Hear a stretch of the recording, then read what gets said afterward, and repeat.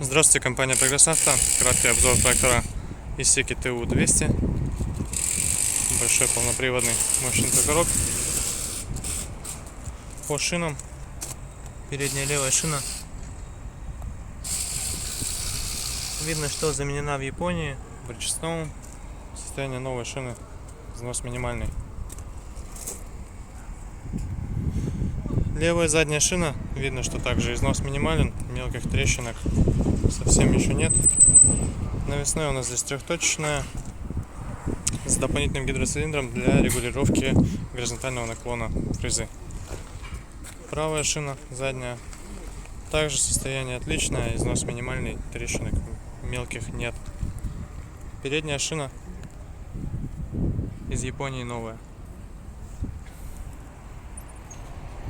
По месту водителя по правой стороне у нас регулировка глубины скапывания фрезы, положения и вал отбора мощности. По левой стороне